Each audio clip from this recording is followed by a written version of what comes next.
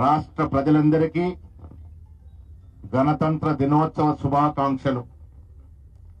పెద్దలు హనుమంతరావు గారు, సిడబ్ల్యూసి సభ్యులు వంశీచర్ గారు, రాజ్యసభ సభ్యులు అనిల్ గారు, కుసుమ్ గారు, సేవాల అధ్యక్షులు గారు, వివిధ కార్పొరేషన్ల చైర్మన్లు తీసుకొచ్చి శుభదినం. ఇది మనందరికి కూడా పండగ దినం. రాజ్యాంగం అనేది మనందరికి కూడా గొప్ప స్ఫూర్తి. ఆనాడు దేశంలో ఉన్నటువంటి కాంగ్రెస్ ప్రధానమంత్రి పండిట్ జవహర్లాల్ నెహ్రూ గారు అంబేద్కర్ గారి యొక్క మేధస్సుని గుర్తించి రాజ్యాంగాన్ని రచించే బాధ్యత వారికి అప్పచెప్పినారు.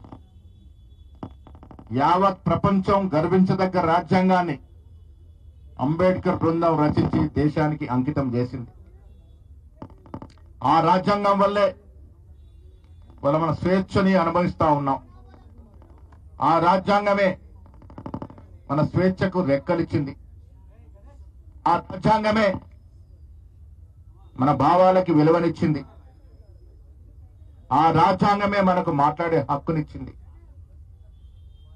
పరస్పరం ప్రేమతో ఈ దేశం యొక్క రాజ్యాంగం సర్వమత అన్నిటిలో జోడించి అందరికీ సమాన హక్కుల్ని కలగజేసిన గొప్ప రాజ్యాంగం మనది. మిత్రులారా, 75 సంవత్సరాలు పూర్తి చేసుకున్నాం రాజ్యాంగాన్ని అమలుకు తీసుకొచ్చి. 76వ సంవత్సరంలో అడుగుడుతున్న ఈ వేళ ఈ దేశంలో జరుగుతున్నటువంటి పరిస్థితులు ఇటు రాష్ట్ర ప్రజలు, దేశ ప్రజలు గ్రహించాలి. యావత్ ప్రపంచం హర్షించదగ్గ గొప్ప రాజ్యాంగాన్నే మార్చాలనే ప్రయత్నంలో కాషాయ ప్రభుత్వం ప్రయత్నం చేస్తా ఉంది. దీనికి తార్కాణం సాక్షాత్ ఈ దేశ హోంమంత్రి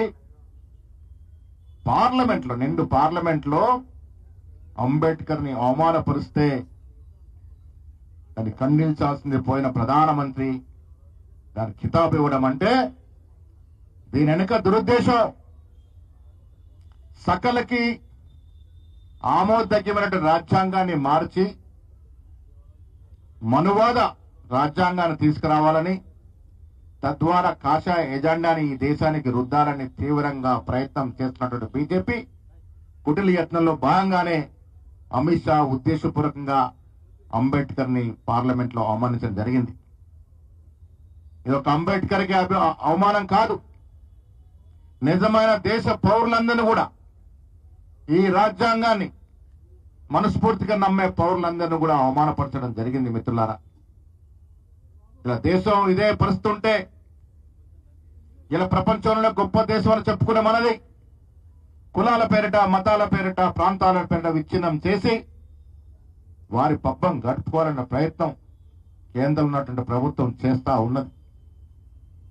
నేను ఇందిరమ్మని సాక్షాత్ కేంద్ర మంత్రి బండి సంజయ్ గారు అవమానించే విధంగా మాట్లాడినారు.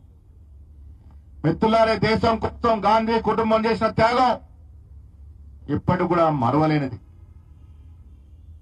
నెహ్రూ దాదాపు 9.5 సంవత్సరాలు జైల్లో ఉన్నారంటే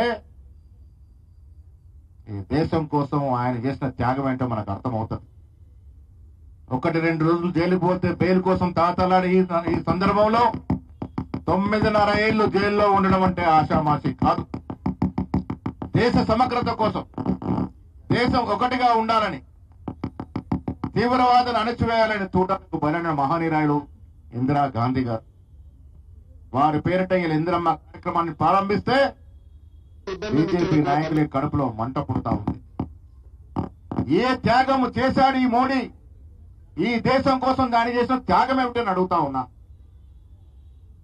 గాంధీ కుటుంబంలో ఎందరో అసలు బాసినారు దేశం కోసం. అసలు స్వాతంత్ర ఉద్యమంలో పాత్ర లేని బీజేపీ, ఆర్ఎస్ఎస్, ఆనాడు బ్రిటిష్ వారే ఉండాలని కోరుకున్నటువంటి విఎస్పీ ఇవాళ దేశం గురించి గొప్పగా మాట్లాడుతూ ఉంటే కొంతమంది, అందరూ కాకపోయినా కొంతమంది ప్రజలు చప్పట్లు కొడతా ఉంటే ఇది దేశానికి విఘాతం కల్పిస్తున్న మాట ఈ సందర్భంగా ఒక కాంగ్రెస్ వాదిగా నేను చెప్పదలుచుకున్నాను. దేశం అఖండంగా ఉండాలి. కులాలకు అతీతంగా, మతాలకు అతీతంగా, ప్రాంతాలకు అతీతంగా దేశం గట్టిగా ఉండాలి, అఖండంగా ఉండాలని ఆ ప్రీతమ నాయకుడు రాహుల్ గాంధీ గారు భారత్ జోడో చేసి కనువిప్పు కలగజేసినారు, భారతదేశాన్ని జోడించగలిగినారు. అదే తరాలో వాళ్ళ రాజ్యాంగ స్ఫూర్తిని కాపాడుకోవాలని సంవిధాన యాత్రలు చేస్తా ఉన్నాడు. రేపు ఇండోర్లో మహా ర్యాలీ జరపబోతా ఉందనే మాట కూడా సందర్భంగా మనవి చేస్తా ఉన్నాను. దేశం ఒకటిగా ఉండాలని, మాకింకే అక్కర్లేదని, ఈ దేశం బాగుంటే చాలనేటువంటి తపం ఇలా సోనియా గాంధీ గారిది, రాహుల్ గాంధీ గారిది. ఒక కౌన్సిలర్ సీటు కోసం తాతాడే ఈ రోజుల్లో ప్రధానమంత్రి పదవిని త్యాగం చేసిన ఘనత సోనియా గాంధీ, రాహుల్ గారిది అనే మాట ఈ దేశంలో ప్రజలు గుర్తించాలని సందర్భంగా మనవి చేస్తా ఉన్నాను. మిత్రులారా, దేశంలో ఆ పరిస్థితి ఉంటే రాష్ట్రంలో ఉన్న పరిస్థితి తెలంగాణ ఇదే రాజ్యాంగ స్ఫూర్తితో, ఇదే రాజ్యాంగం విలువలతో మనకు తెలంగాణ సోనియా గాంధీ గారు ఇస్తే 10 ఏళ్లు తెలంగాణని అప్పుల పాలు చేయడమే కాకుండా గాడి తప్పించి పరిపాలన చేసినటువంటి నాయకుడు కేసీఆర్ గారు ఇలా ఫామ్ హౌస్ కే పరిమితమైనారు. ఫామ్ హౌస్ లో ఉండే మీకు ప్రతిపక్ష హోదా అవసరమా అని సందర్భం నేను ప్రజల ద్వారా అడుగుతా ఉన్నాను.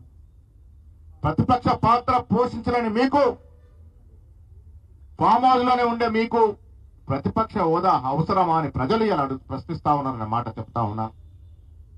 ఈ రాష్ట్రంలో 10 ఏళ్ల తర్వాత ప్రజల ఆకాంక్షలకు అనుగుణంగా, ప్రజల కోరికలకు అనుగుణంగా కరెక్ట్ 14 మాసాల క్రితం రేవంత్ రెడ్డి గారు పిసిసి అధ్యక్షుడిగా ఈ రాష్ట్రంలో ఎన్నికలు జరిగితే ప్రజలు మనకు పట్టం కట్టారు మిత్రమా. ప్రమాణ స్వీకారం చేసిన మొదటి రోజే ఈ సమాజంలో సగభాగం మహిళలకి ఉచిత బస్సు ఇవ్వడం ద్వారా ఇది ప్రజల ప్రభుత్వం, ప్రజల కోసం పనిచేసే ప్రభుత్వం అనే సంకేతం ఇవ్వగలిగినాం.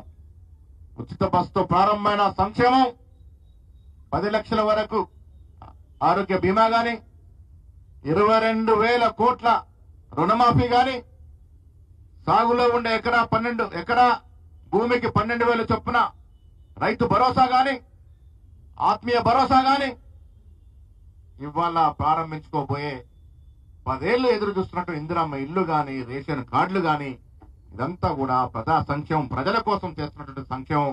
ఇది కాంగ్రెస్ మార్పు సంక్షేమం అనే మాట కూడా ఈ సందర్భాన్ని మనవి చేయదలుచుకున్నాను.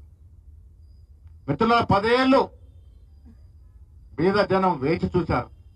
ఒక్కటంటే ఒక్క రేషన్ కార్డు ఇవ్వలేకపోయింది గత ప్రభుత్వం అనే మాట ఈ సందర్భంగా మనవి చేస్తా ఉన్నాం. డబుల్ బెడ్రూమ్ పేర్ల ఊరు త్రోవించి ఆశల పల్లెకిలో ఊహించినటువంటి కేసీఆర్ ఒక్క డబుల్ బెడ్రూమ్ ఇవ్వకుండానే పలాయనం చిత్తగించినారు. వీళ్ళెందరమ్మ పేరిట ప్రతి పేదవాడికి ఇల్లు ఇవ్వాలని మేము అడిగితే కండిషన్లు పెడతా ఉన్నాడు బండి సంజయ్ గారు. రాజ్యాంగ స్ఫూర్తికి విరుద్ధంగా మాట్లాడుతా ఉన్నారు. మన దేశంలో ఫెడరల్ వ్యవస్థ ఉంది. ఏ రాష్ట్రానికి ఆ రాష్ట్రానికి హక్కులున్నాయి. మనం చేసే సంక్షేమ అభివృద్ధికి వెళ్ళాలి, మన హక్కులతో చేస్తా ఉంటాం. కేంద్రం దబాయింపు ధోరణి చేయబోతుందనేటువంటి మాట బండి సంజయ్ వ్యాఖ్యల ద్వారా ఇలా అర్థమవుతా ఉంది.